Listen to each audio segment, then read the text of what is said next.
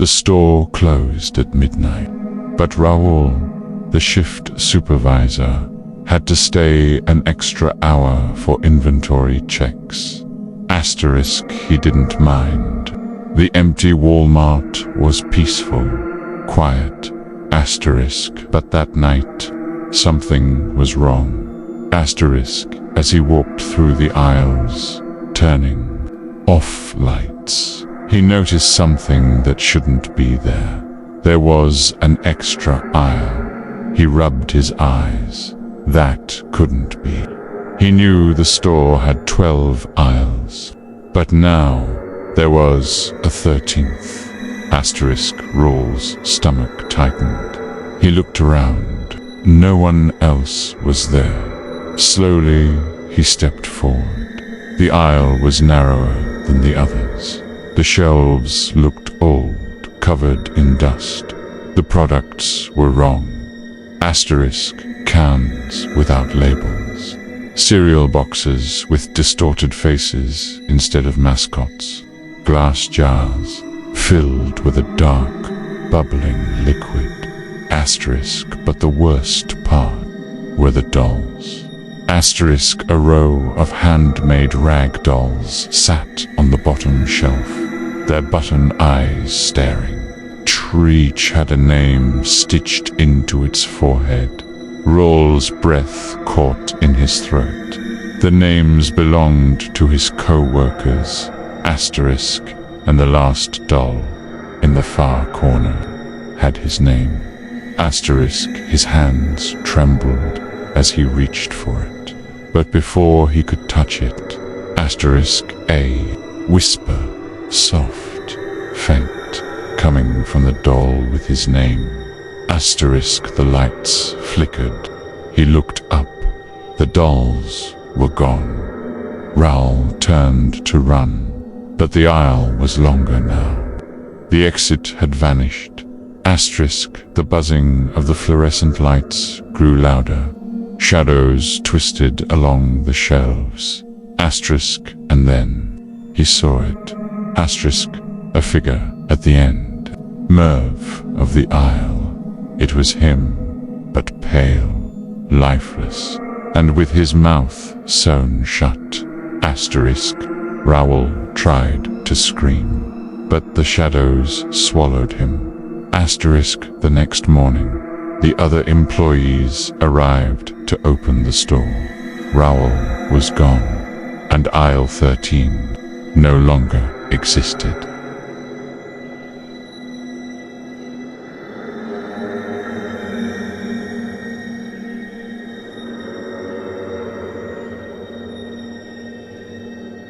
When Sophia saw the ad on Facebook, she thought it was a joke.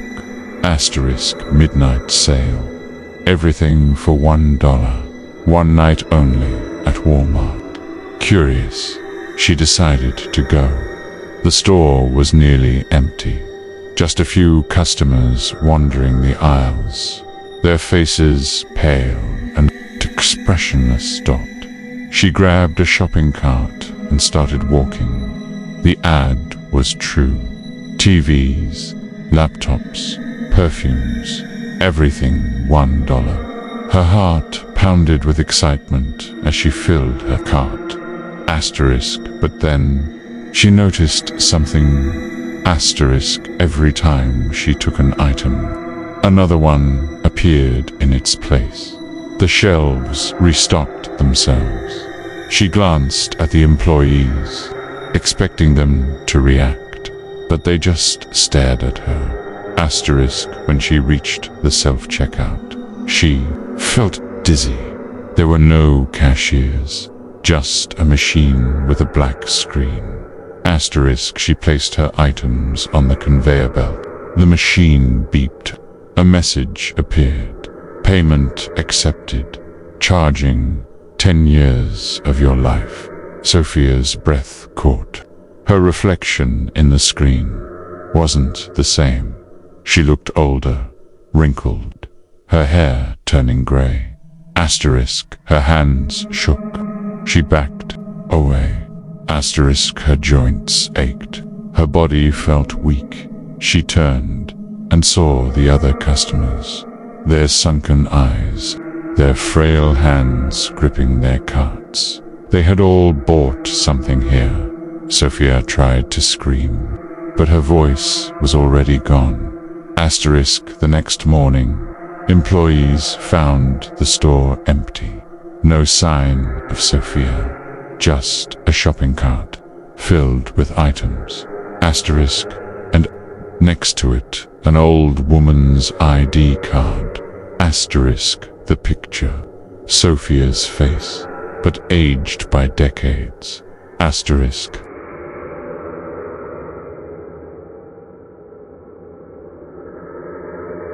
Luis was a night security guard at Walmart. The job was boring, until he started noticing something strange.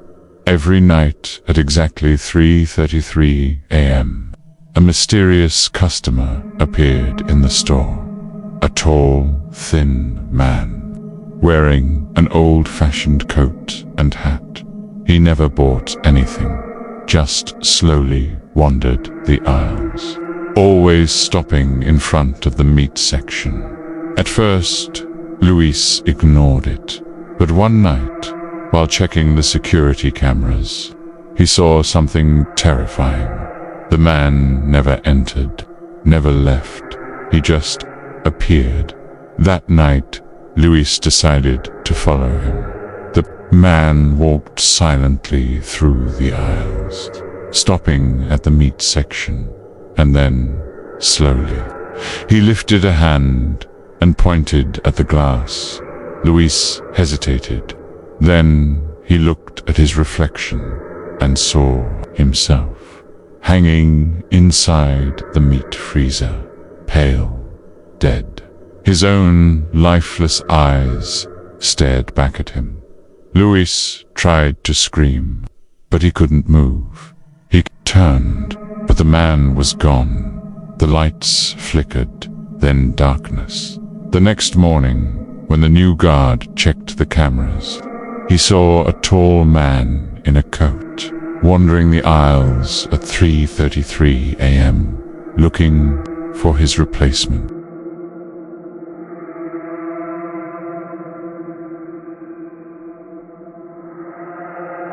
Pablo worked in the storage room of a supermarket. His shift was easy. There was just one rule: never open the back door. After 3 a.m., he thought it was a joke, until someone knocked. Knock, knock, knock. He checked the time. 3:15 a.m. His stomach clenched. He looked through the peephole. A man stood outside, pale, wearing an old, tattered uniform. His smile was too wide. "Let me in," the man whispered. Pablo felt a chill. "Please, it's my turn."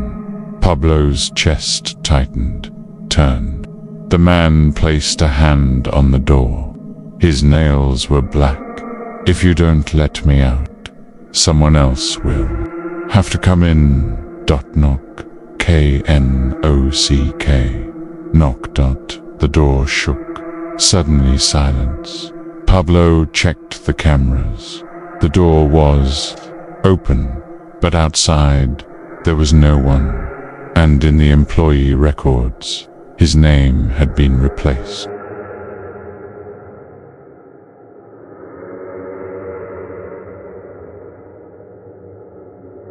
Mario was a cashier at a 24-hour supermarket. His shifts were slow. Until one night, a strange customer arrived. A tall man in a long coat, holding a single item. A jar. Inside. Something dark moved. Mario scanned it. No price appeared. This item isn't in our system. The man smiled.